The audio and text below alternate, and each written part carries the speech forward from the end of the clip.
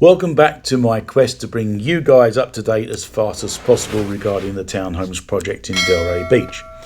Last time we left off, we were struggling to get the construction set of plans approved by the city, as without their approval we could not call in the inspections for the in-ground plumbing that we had shown you in the last video. This held us up getting the trenches dug for the electrical conduits following the plumbing, and of course we need to place the mechanical piping into trenches for the HVAC systems. We were looking at a mammoth delay, and then we had a stroke of luck because for some reason unbeknown to us, the city allowed us to get inspections on the plumbing, electrical and mechanical works at each stage of the process. We will never know why, but it was just as well because the city had mislaid our plans, belatedly found them and eventually passed them good for site construction continuation. This would have cost us a month if we had been made to wait. The following video shows the electrical conduits followed by the mechanical pipes being laid in the ground with a narrative by Alan Parrott's, our general contractor. My good self is chiming in now and again for good measure. So here we have the electrician in running underground conduit for things such as the kitchen islands, any electrical that's going from the front to the back of the house, as well as just preparing the conduit for the service going to the panels. These are electricians working on their underground.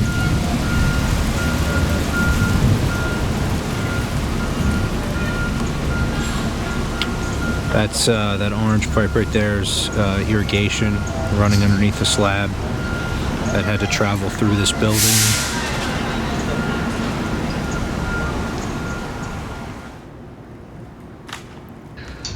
So what we have that you see in this photo, this is underground electrical service for the electric panels going from meter to the panel.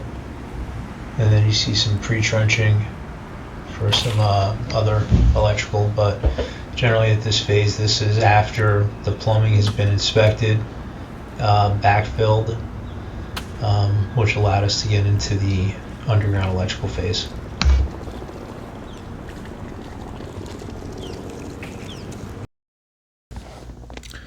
The following sequence of videos is the ground being prepared for the concrete slab to be poured to cover all the conduit for the plumbing, electrical and mechanical systems that need to be underground, and they will come up through the slab and into the first, second and third floors, and in some cases up to the roof level.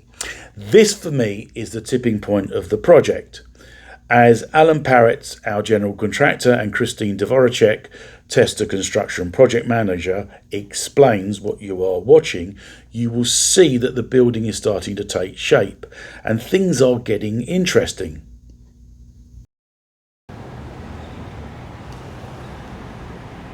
So what you see here is we missed the installation of it, but we are getting ready for our slab pour, and we have a thickened slab edge that is roughly 8 inches on the perimeter, and then it thins out in the middle of the slab to 4 inches. So we have to form up the side of the stem walls that were built for the slab pour. It basically holds the concrete in. Holds the concrete in. See, I've stopped calling it cement now. We have to stop calling it cement. Yeah, looks the same. Unless it tastes the same. Cement is a part of concrete. Or is it the other way around? No. I believe that cement is a part of concrete. It is. I don't think that concrete falls under the category. As I said to the people back home, or anyone watching this video, is that in the UK we call it cement trucks. We don't call them concrete trucks. Maybe it is cement that you're using. Maybe it's a different composition. Have no idea. But anyway, it's good to confuse people. Excellent thing.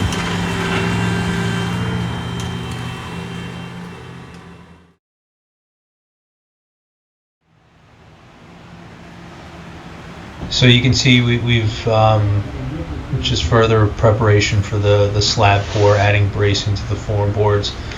And then we've installed the vapor barrier and getting ready to put down the wire mesh on top of the vapor barrier.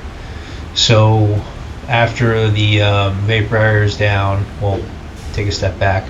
Prior to the vapor barrier being put down, we did a termite treatment of the soils, which is certified by a company that comes out and treats the soil.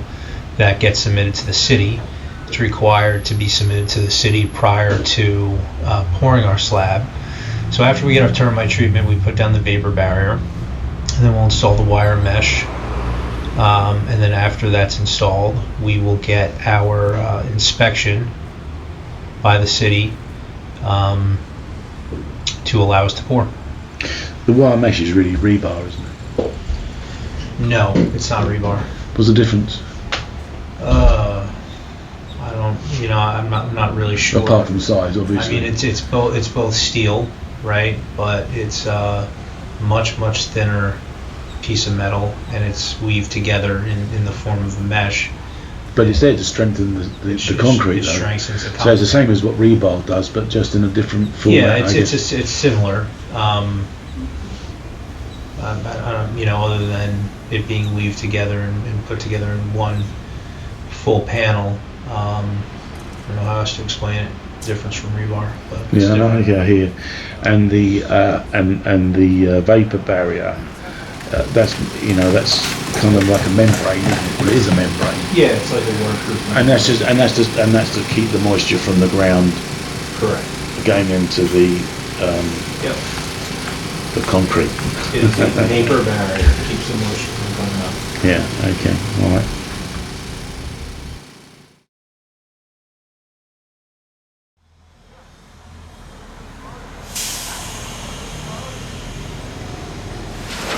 So we put the wire mesh on those stilts to ensure that the mesh is in the middle of the concrete in order for it to do its proper job of strengthening the concrete. We want to make sure it's not directly on the vapor barrier, or one of the requirements of the inspection.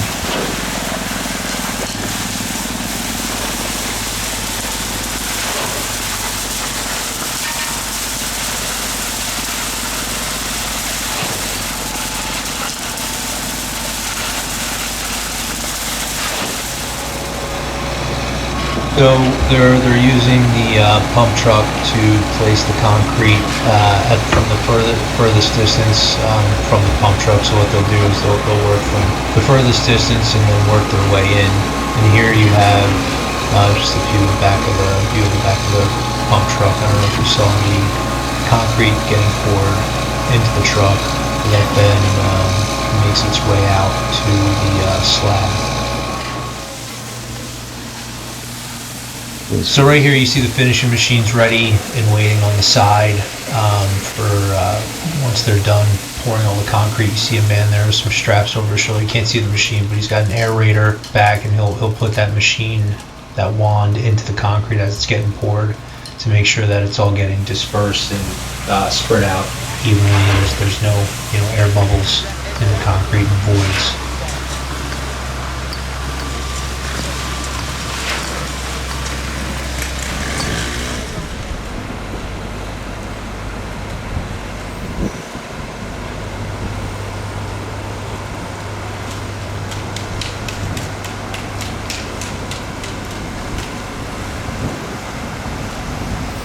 So as the concrete starts to set, there's a crew of workers that just hang out on the site and just get ready to start finishing the concrete to ensure it's smooth and as level as you can get it during this phase.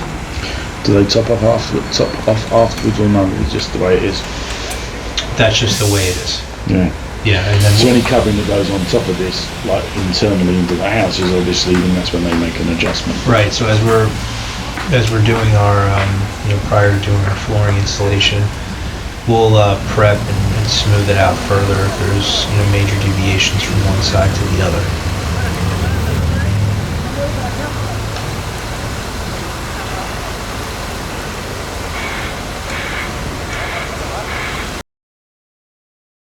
So this is the day after the pour. After all the finishing has been done, the next step here is to strip the forms and then start to go vertical with the masonry block. So when you say strip the forms, you mean basically take the wood off? Correct. So here, prior to installing the first lift of block, we had a crane come in and set all the block in various locations around the slab for sufficiency of work once the masons come on site to install. Are they putting the block outside of the slab or on the slab? So the slab gets poured on top of the stem wall. So there's rebar that pokes out of the stem wall, and then it gets bent down into the slab at roughly the same elevation as the wire mesh. So then you pour the slab over the wire mesh, over the rebar, and over the stem wall, so it's all tied together. From there, you install your block on top of the slab.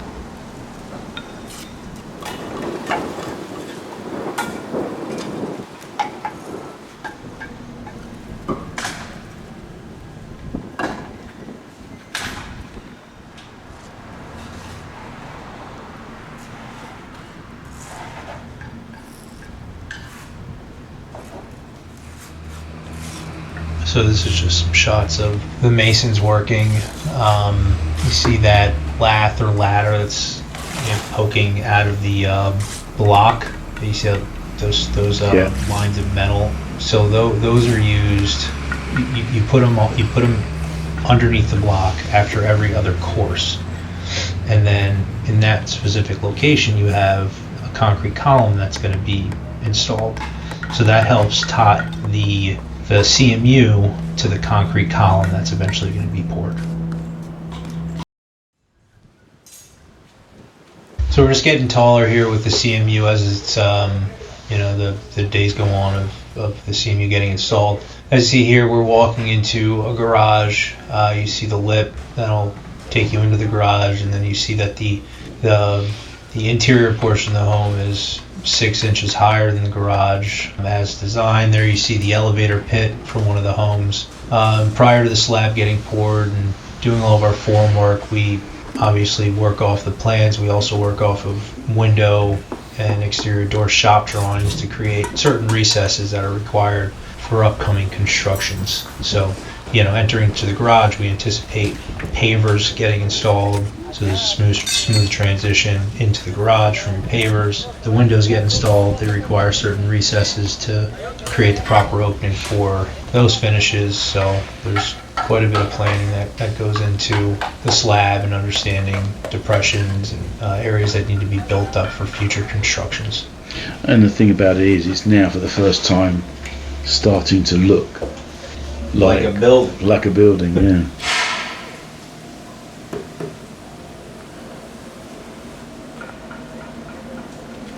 So at this point, all of our CMU walls have been built. We've started to install those rebar cages for the columns next to the CMU wall that'll support the tie beams that just goes around the building.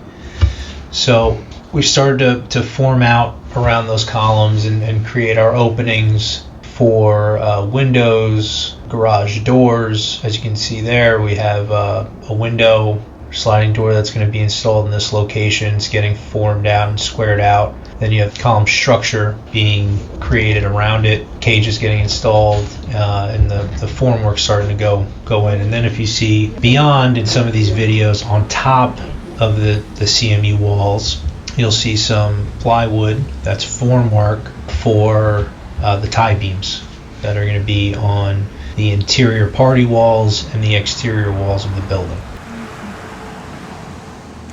So what you see here there's a lot of work that goes into building these rebar cages for the tie beams, and they build them on the ground rather than in the air. So they build all these rebar cages that are going to go inside the formwork for the tie beams, and then we'll crane them into place. That's what's going to reinforce the structure of the tie beams.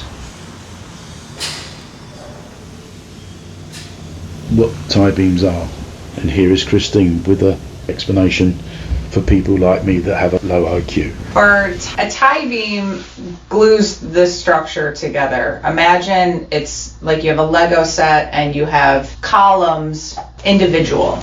And then you have a nice long piece that you put on top of all the columns, and it holds everything together and transfers, in the structural term of it, transfers the weight across all of it and just reinforces. And actually ties it in, so that's where I guess the word tie beam comes into. There you go. There you go. I might just upped my IQ by 1%. So there you have it. The project is looking like 3 townhomes, and in the next episode that I'll be posting, I will show you the tie beams being poured.